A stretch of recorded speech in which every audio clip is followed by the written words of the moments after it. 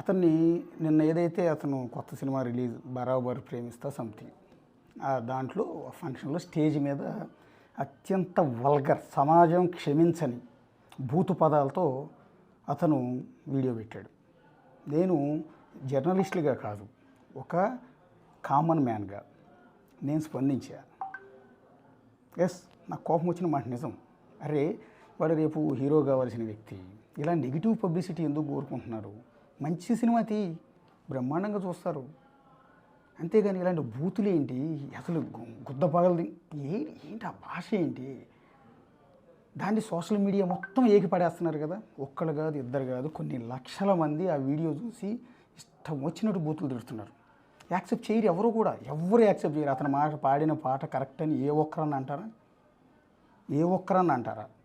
అన్నారు. అందులో భాగంగా నేను కూడా రియాక్ట్ అయ్యేది. లక్షల మంది రియాక్ట్ అయ్యారు, అందులో భాగంగా నేను ఒకడిని. నేను కోపంతోనే పెట్టా. అందులో ఏం చెప్పాను? నీ మంచి కోసమే చెప్పా. బోల్డ్ అంత భవిష్యత్తు ఉంది, కష్టపడు. సినిమా ఇండస్ట్రీ మీద కోటి ఆశలతో వస్తారు. మామూలు విషయం కాదు ఒక సినిమా తీయటం అంటే, అంత ఈజీ కాదు. ఎందుకంటే నువ్వు చేసే యాక్టింగ్ నేను చేయలేను. నేను జర్నలిస్ట్గా న్యూస్ మాత్రమే చెప్పగలను. నేను ఎంచుకున్న ప్రొఫెషన్ ఇది. రేపు పొద్దున్న నువ్వు మంచి సినిమాలు తీసావు, మంచి స్టార్ అవుతావు, భవిష్యత్తులో నీ ఫ్యాన్ నేను అవుతానేమో, తప్పేముంది? నీలో మంచి యాక్టింగ్ ఉండి నీ సినిమా బాగా నడవాలి. ఎందుకంటే నిన్ను నమ్ముకుని పెట్టుబడి పెట్టేవాళ్ళు, నిన్ను నమ్ముకుని సినిమా తీసే డైరెక్టర్లు బాగుపడాలి, నిన్ను నమ్ముకుని ఇండస్ట్రీలో పంపిన మీ నాన్నగారు బాగుండాలి. నేను వీడియో పెట్టింది నీ మంచి కోసమే. అరే, ఇది ఏం భాష ఇది? పైగా నేను వీడు అన్న పదం వాడాను, అది తప్పే, ఖచ్చితంగా తప్పే. కానీ నువ్వేమంటున్నావు ఇందాక వీడియోలో?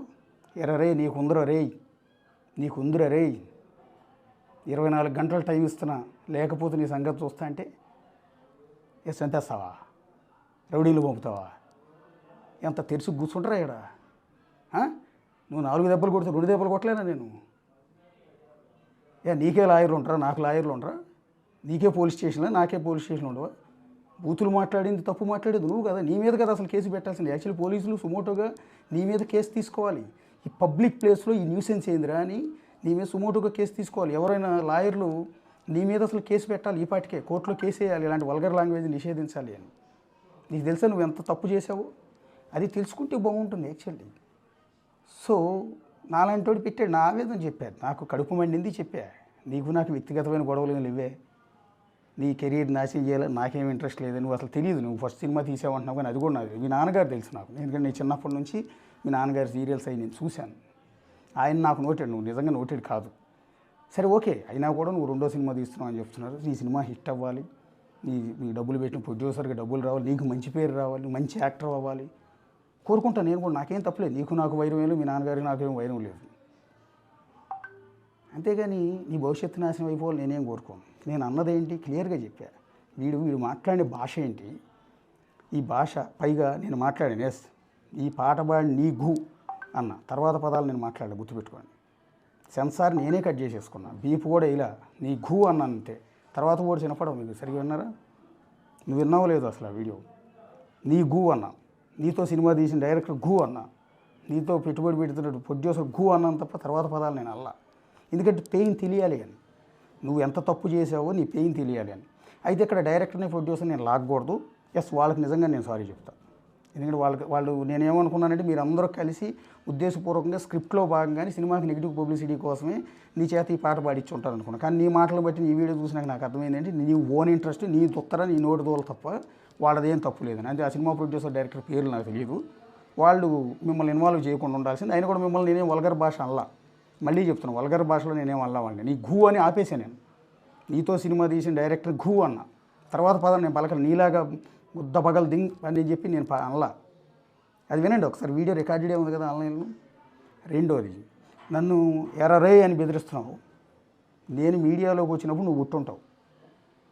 నేను మీడియాలోకి వచ్చినప్పుడు నువ్వు డైపర్లు వేసుకుంటూ తిరుగుతూ ఉంటుంటావు. నువ్వు నన్ను బెదిరిస్తావా? నీకు పబ్లిసిటీ కావాలి, నాకు అక్కర్లా. నేను అందరికీ తెలుసు యాజ్ ఏ జర్నలిస్ట్గా. పైగా నీ సినిమాలు ఆడాలంటే నువ్వు ఎవరో జనాలకి తెలియాలి.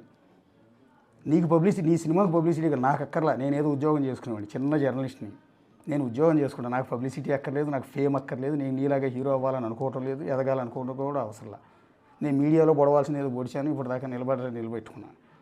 నువ్వు నన్ను ఎరవరే అన్నావు చూడు, నన్ను పబ్లిక్గా బెదిరించావు, దీని మీద కేసు పెట్టాలి. ఇది నాకు లాయర్లు ఉన్నారు, ఏమనేస్తావు? నేను బూతులు తిట్టానండి, పబ్లిక్గా పాట పాడితే బూతులు తిట్టొద్దని చెప్పి నన్ను నాకు ఒక సజెస్ట్ చేసినందుకు కేసు పెట్టండి, నేను ఉరి తీయండి అని చెప్పి ఉరి తీస్తావా? ఇస్తున్నాడు ఆ ప్రొడ్యూసర్ గు. తర్వాత వీళ్ళు పెట్టి సినిమా తీస్తున్నాడు డైరెక్టర్, వాడి గు. మరి దరిద్రపు ముండావాడక. అయితే ఇక్కడ డైరెక్టర్ని ప్రొడ్యూసర్ నేను లాగకూడదు. ఎస్, వాళ్ళకి నిజంగా నేను సారీ చెప్తాను.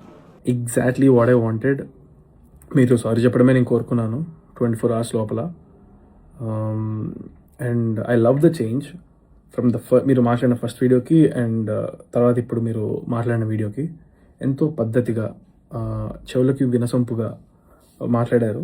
అలానే ఎప్పుడు మాట్లాడాలి అండ్ అలానే ఏదైనా చెప్పాలి. మంచి పని అయినా, మీరు సొసైటీలో లీడర్గా నిల్చుందాం అనుకున్నా, లేకపోతే జర్నలిస్ట్గా అయినా, ఏదైనా సరే. కానీ మీరు మా ప్రొడ్యూసర్ గారికి, డైరెక్టర్ గారికి మాత్రమే సారీ చెప్పారు. మా అమ్మగారికి మీరు సారీ చెప్పలేదు. మీకు ఇచ్చిన టైం 24 hours కూడా అయిపోయింది. చూద్దాం. నెక్స్ట్ వచ్చేసి I believe in Telangana police that anything whatever will happen, I am ready to face and we will see what actions will be taken. Because ఆయన చెప్పిన వీడియో ఉంది, నేను మాట్లాడిన వీడియో ఉంది. ఆయన ఎంత తప్పుదారి పట్టించి తప్పుడు కేసులు పెట్టడానికి ట్రై చేస్తున్నారో కూడా నాకు అర్థమవుతుంది. నేను మాట్లాడిన వీడియో మీరు అందరూ చూసారుగా, ఎంత క్లియర్గా, స్పష్టంగా తెలుగులో నేను మాట్లాడాను. నేను ఎంతో పద్ధతిగా రూట్లో వెళ్తానని చెప్పి, మీలాగా నేను చిల్లరగా చేయనని చెప్పి, మా లాయర్లతో మాట్లాడతానని చెప్తే ఆయన ఏమంటున్నారు, నేనంట ఆయన్ని చంపించేస్తానంట, కొట్టిస్తానంట, లేకపోతే ఆయనకి కాలు జారి ఎక్కడైనా పడినా, లేకపోతే ఎక్కడైనా వేరే ఏమైనా దెబ్బ తగిలినా కూడా నేనే రెస్పాన్సిబిలిటీ అంట. ఎందుకైనా అంత భయపడుతున్నారో నాకు అర్థం కావట్లేదు. నేను ఎంతో క్లియర్గా చెప్పాను, I will talk to my lawyers అని చెప్పాను, ప్రాపర్ రూట్లో వెళ్తాను, మీలాగైతే చేయను నేను అని చెప్పడం జరిగింది. అండ్ ఇంకొకటి ఆయన ఏం చేయడానికి ట్రై చేస్తున్నారంటే, జర్నలిస్టులు అందరినీ నేను ఏదో అన్నానంట. బట్ లేదండి, మీరు ఒకసారి పూర్తి వీడియో చూడండి. జర్నలిస్ట్ అందరికీ నా మనవి దట్ మీరు ఒకసారి నేను మాట్లాడిన వీడియో పూర్తిగా చూడండి. అందులో నేను చాలా క్లియర్గా నాకు జర్నలిస్ట్ మీద ఉన్న గౌరవం గురించి, నాకు మీకు ఉన్న అనుబంధం గురించి చెప్పడం జరిగింది. బట్ ఆయనకి జర్నలిస్ట్గా ఉండే అర్హత లేదని చెప్పాను నేను.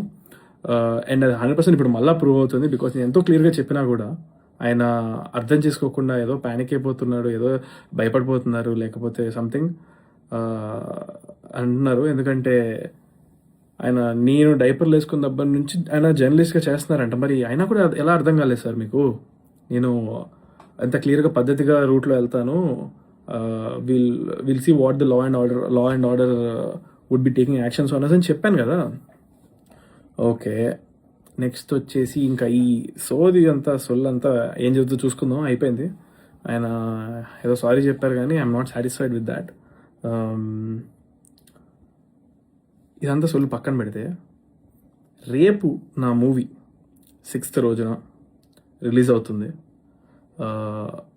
And thank you all for all the support. Because నేను చూస్తున్నాను అబ్బాయి అన్న 2 మాటలకి అంత చేయాల్సిన అవసరం లేదు అని అంటూ చాలామంది నన్ను సపోర్ట్ చేస్తున్నారు. అట్ ద సేమ్ టైం ఎంతోమంది చాలా మంచిగా చెప్పడానికి ట్రై చేస్తున్నారు. ఐ యాక్సెప్ట్ దట్ మేబీ కాదు, స్టేజ్ మీద చెప్పకుండా ఉండాల్సిందేమో. I learned my thing. ఇంకోసారి అది రిపీట్ అవ్వదు. ఇంతకుముందు ఎప్పుడు నేను ఇలా చేయలేదు, ఇంకోసారి చేయను, డిసైడ్ అయ్యాను. So that is that. But still thanks for all the support guys. ఎంతో రియలిస్టిక్గా అది పెద్ద తప్పు కాదు అని నన్ను సపోర్ట్ చేసిన వాళ్ళందరికీ thank you so much. It means a lot. ఇందాక నేను లైవ్ ఛానల్కి వెళ్తే అక్కడ కాలర్స్ కనెక్ట్ చేసినప్పుడు 6-7 కాల్స్ చేసినట్టున్నారు. అందులో 5 calls supported me, which I was shocked and thank you so much. I feel seen and heard. మిగతా 2 calls కూడా ఎంతో రెస్పెక్ట్ఫుల్గా చెప్పారు. నాన్న అలా చేయడం కొంచెం కరెక్ట్ కాదు కదా అలా చెప్పారు. అలా చెప్తే ఎందుకు వినానండి, తప్పకుండా వింటాను.